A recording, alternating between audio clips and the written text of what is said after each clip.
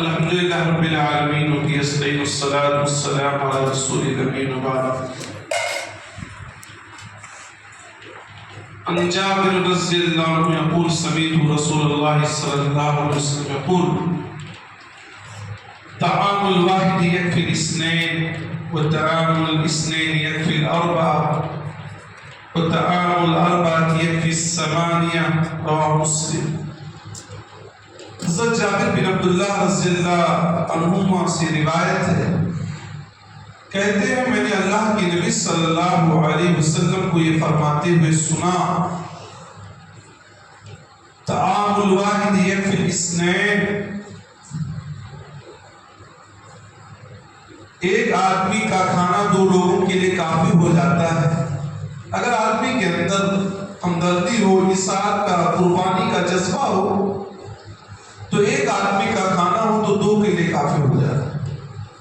وَطَعَامُ الْإِثْنَيْنِ يَكْفِي الْأَرْبَعَ، اللہ کے نبی فرماتے ہیں دو لوگوں کا کھانا ہے، اگر لوگوں کے اندر قربانی کا، اثار کا، ہمدردی کا، محبت کا جذبہ ہے تو چار لوگوں کے لیے کافی ہو جاتا ہے. وَطَعَامُ الْأَرْبَعَةِ يَكْفِي الثَّمَانِيَةَ، اور چار لوگوں کا کھانا اگر موجود ہے تو 8 لوگوں کے لیے کافی ہو جاتا ہے. اس کی روایت امام مسلم نے کی ہے.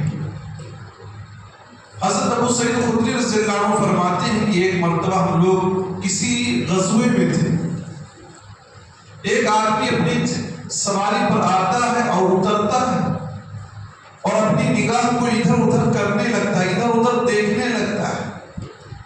اللہ کے نبی صلی اللہ علیہ وسلم لوگوں کے سامنے پیش کرتے ہیں کہ جس کے پاس زائد سواری ہو تو اس آدمی کو دے دے جس کے پاس سواری نہ ہو.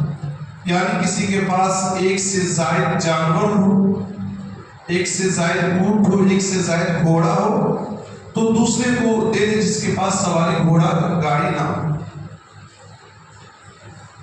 اور جس کے پاس زائد توشہ ہو، زائد کھانا ہو، وہ اس کو دے دے جس کے پاس کھانا نہ ہو. آپ صلی اللہ علیہ وسلم نے کئی اور چیزوں کا ذکر کیا کہ جس کے پاس یہ زیادہ ہو تو دوسروں کو دے دے، جس کے پاس یہ زیادہ ہو دوسروں کو دے دے. ابو سعید خدری فرماتے ہیں کہ ہمیں محسوس ہونے لگا کہ زائد میں ہمارا حق نہیں بلکہ زائد مال میں ہمارے مسلم بھائیوں کا حق ہے. اتنا آپ صلی اللہ علیہ وسلم نے سیرت کے اتنا بتایا، ان چیزوں کا ذکر کیا کہ ایسا محسوس ہوا کہ زائد چیزوں میں ہمارا خود کا حق نہیں بلکہ یہ ہمارے دوسرے مسلمان بھائیوں کا ہو گیا ہے. اثار و قربانی کے جذبے کے تعلق سے نبی صلی اللہ علیہ وسلم کی 2 چھوٹے چھوٹے واقعے میں آپ لوگوں کے سامنے ذکر کر دیتا ہوں. حضرت سہل بن سعد الساعدی رضی اللہ عنہ فرماتے ہیں، سے بخاری کی روایت ہے کہ ایک خاتون اللہ کے نبی صلی اللہ علیہ وسلم کے پاس ایک بھوٹا لے کر آئے. سہل بن سعد رضی اللہ عنہ نے اپنے شاگردوں سے پوچھا کہ جانتے ہو بھوٹا کیا چیز ہے؟ تو لوگوں نے کہا یہ شملہ ہوتا ہے. تو انہوں نے بتلایا ہاں ایسی لنگی، ایسی چادر، ایسی لنگی جس کا حاشیہ بنا گیا ہو، ایسی چادر، ایسی لنگی جس کے کنارے کو، جس کے حاشیے کو بنا گیا ہو. وہ خاتون آتی ہے کہتی ہے اللہ کے نبی صلی اللہ علیہ وسلم میں یہ آپ کے لیے اسپیشل لے کر آیا ہوں، اسے آپ اس لنگی کو آپ پہن لیجیے. آپ صلی اللہ علیہ وسلم کو اس لنگی کی ضرورت تھی، فوراً گھر کے اندر گئے اور اس لنگی کو پہن لیا. جب آپ صلی اللہ علیہ وسلم نے لنگی کو، چادر کو پہنا تو ایک صحابی عبد الرحمن بن عوف رضی اللہ عنہ تھے. انہوں نے کہا اللہ کے نبی صلی اللہ علیہ وسلم یہ لنگی بہت اچھی ہے، بہت خوبصورت آپ کے اوپر جم رہی ہے، لیکن یہ لنگی مجھے عنایت کر دیجیے، یہ لنگی مجھے دے دیجیے، مجھے دے دیجیے. فوراً اللہ کے نبی صلی اللہ علیہ وسلم گھر کے اندر گئے اور لنگی لا کر عبد الرحمن بن عوف کو دے دیا. بعد میں لوگوں نے عبد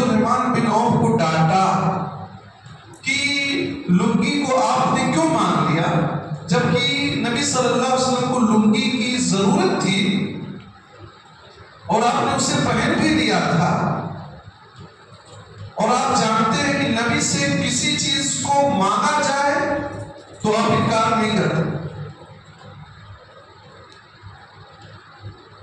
تو انہوں نے کہا میں نے اس لیے مانگا ہے کہ وہ کپڑا نبی کے بدن سے لگ چکا ہے، میں چاہتا ہوں کہ لعلی یکفن فیہا، میں چاہتا ہوں کہ اسی کپڑے میں مجھے کفن پہنایا جائے.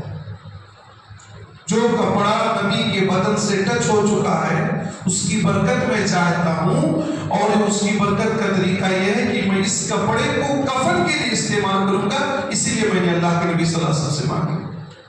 تو صحیح بخاری کے اس واقعے سے آپ اندازہ لگائیے کہ اللہ کے نبی صلی اللہ علیہ وسلم کو ایک خاتون نے لنگی گفٹ میں دیا، تحفے میں دیا، ہدیے میں دیا. آپ صلی اللہ علیہ وسلم نے اسے قبول کر لیا. ضرورت تھی، آپ اس کی محتاج تھے، ضرورت تھی، اور آپ نے اسے پہن بھی دیا.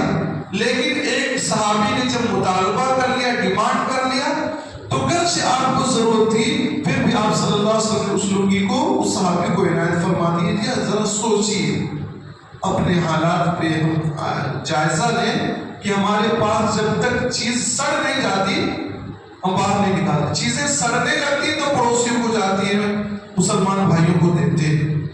جب تک چیز اچھی ہے کوئی کسی کو کچھ نہیں دینا چاہتا. یہ ماحول بنتا جا رہا ہے. دوسرا واقعہ حضرت جابر بن عبداللہ رضی اللہ عنہ کا ہے. فرماتے ہیں ایک مرتبہ میں اپنے اونٹ پر سوار ہو کر جا رہا تھا. میرا اونٹ تھک چکا تھا، چل ہی نہیں رہا تھا، سب سے پیچھے تھا. جتنے لوگ جا رہے تھے، چل رہے تھے، سب سے پیچھے سست رفتار میرا اونٹ تھا. اللہ کے نبی صلی اللہ علیہ وسلم نے جب دیکھا کہ میرا اونٹ سست ہے تو آپ صلی اللہ علیہ وسلم نے اسے ایک ضرب لگائی، اسے مارا اور دعا کیا. کہتے اتنا تیز چلنے لگا نبی کی دعا کی برکت سے کہ سب کو پچھاڑ دیا، اس نے سب سے آگے چلا گیا. اس کے بعد اللہ کے نبی صلی اللہ علیہ وسلم نے کہا بِإِنِّي بِرُقِيَّةٍ، اے جابر بن عبداللہ مجھ سے یہ گھوڑا کی مجھ سے یہ اونٹ بیچ دیجیے.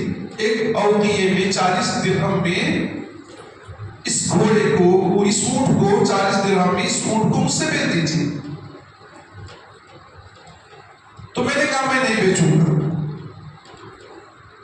پھر اللہ کے نبی نے کہا بیچ دو یار، 40 درہم میں دے دو مجھے، ایک اوقیے میں دے دو. تو جابر کہتے ہیں جب اللہ کے نبی نے بار بار جب کہا تو میں نے کہا ٹھیک ہے میں آپ سے بیچ دیتا ہوں، لیکن میں گھر تک اسی پر سوار ہو کر جاؤں گا. نہیں تو راستے میں بھائی کہہ دے کوئی آدمی کہ بھائی میں نے خرید لیا تو آپ جائیے، آپ اپنا سادھن کیجیے، آپ اپنی سواری سے جائیے. کیسے جائے ہم کو کیا معلوم، ہم نے تو خرید لیا. شرط لگا دیا کہ اسی شرط پہ بیچوں گا کہ میں گھر پہنچوں گا تب آپ کو یہ اونٹ دوں گا. کہا ٹھیک ہے. جابر بن عبداللہ رضی اللہ عنہ جب مدینہ پہنچتے ہیں اللہ کے نبی صلی اللہ علیہ وسلم کے پاس اس اونٹ کو لے کر جاتے ہیں اور دے دیتے. نبی صلی اللہ علیہ وسلم 40 درہم ایک اوقیہ 40 درہم ان کو عنایت فرما دیتے ہیں اور جابر بن عبداللہ رضی اللہ عنہ وہاں سے روانہ ہو جاتے ہیں. پھر آپ صلی اللہ علیہ وسلم ایک آدمی کو بلاتے ہیں کہ جاؤ جابر کو بلا کر لے کر آؤ. یہ بلا کر لے کر آئے. اللہ کے نبی صلی اللہ علیہ وسلم نے کہا خود جمع لگا، اس اونٹ کو بھی لے کر جاؤ، اس اونٹ کو بھی لے کر جاؤ. میں آپ کے اونٹ کو لینے والا نہیں تھا. جانتے ہیں اللہ کے نبی صلی اللہ علیہ وسلم نے یہ طریقہ کیوں اپنایا؟ تاریخ آپ پڑھیں گے، حدیث کی کتابیں پڑھیں گے تو آپ کو معلوم ہوگا غزوہ احد میں جابر بن عبداللہ رضی اللہ عنہ کے والد محترم یعنی عبداللہ شہید ہو گئے تھے. جابر کی کئی جوان بہنیں تھیں، یعنی عبداللہ کی کئی جوان بیٹیاں تھیں. جابر رضی اللہ عنہ نے اسی وجہ سے باقرہ سے شادی نہیں کیا تھا، سیبہ سے شادی کیا تاکہ ہماری بہنیں جب بڑی ہیں تو جوان لڑکی آئے گی تو ان کی دیکھ بھال نہیں کر پائے گی، تو سیبہ سے شادی شدہ عورت سے شادی کیا تاکہ وہ گھر کے ماحول کو سنبھال لے. اللہ کے نبی صلی اللہ علیہ وسلم سمجھتے اور جانتے تھے کہ جابر رضی اللہ عنہ کو اس وقت پیسوں کی ضرورت ہے، لیکن نوجوان تھے جابر رضی اللہ عنہ۔ نبی صلی اللہ علیہ وسلم ڈائریکٹ اگر دیتے کہ لے رہو 40 درہم تو ہو سکتا ہے انکار کر دیتے، ڈائریکٹ مدد کرتے نبی صلی اللہ علیہ وسلم، لے رہو رکھو میں دے رہا ہوں، تو آیا ممکن تھا کہ جابر رضی اللہ عنہ انکار کر دیتے، نہ لیتے، تو آپ صلی اللہ علیہ وسلم نے ان کی مدد کا ایک الگ طریقہ اپنایا، مدد کرنے کے لیے طریقہ اپنا رہے ہیں، ہم اور کاٹنے کے لیے طریقہ اپناتے ہیں، کیسے اس کو کاٹا جائے۔ نبی صلی اللہ علیہ وسلم مدد کرنے کے لیے ایک طریقہ اپنا رہے ہیں کہ کیوں نہ ہو ان کے اونٹ کو خرید لوں پہلے اور پیسہ دے دوں، اور جب پیسہ دے دوں گا تو لے لیں گے، پھر اونٹ کو بھی ان کے پاس حوالے کر دوں گا اور ان کی مدد بھی ہو جائے۔ تو ذرا سوچیں، یہ سچے واقعات ہیں نبی صلی اللہ علیہ وسلم کی زندگی کے، جو ہمیں سبق سکھلاتے ہیں کہ انسان کو ہمیشہ دوسروں کے کام آنا چاہیے، انسان کو صرف اپنی فکر نہیں رہنی چاہیے، انسان کو ہمیشہ دوسروں کے بارے میں سوچنا چاہیے۔ آج ماحول کیا ہے؟ انسان سوچتا ہمارا پیٹ بھر گیا، دوسرے کا بھرے کہ نہ بھرے، میرے پاس کپڑے ہیں دوسروں کے پاس کپڑے رہے کہ نہ رہے، میرے پاس لنگی ہے دوسرے کے پاس لنگی رہے کہ نہ رہے، میرے پاس کھانا ہے دوسرے کے پاس کھانا رہے کہ نہ رہے، میرے پاس سواری ہے دوسرے کے پاس سواری رہے کہ نہ رہے۔ حالانکہ حقیقی مومن وہ ہے، مومن کے لیے مستحب اور بہتر چیز یہ ہے کہ اپنے مال میں قربانیاں دیتا ہے، ساروں قربانی کا جذبہ اس کے اندر ہے۔ اللہ رب العالمین سے دعا ہے آمین، تو تمام مسلمان بھائیوں کے اندر اس ساروں قربانی کا جذبہ پیدا فرما دے، آمین۔ وآخر دعوانا الحمدللہ۔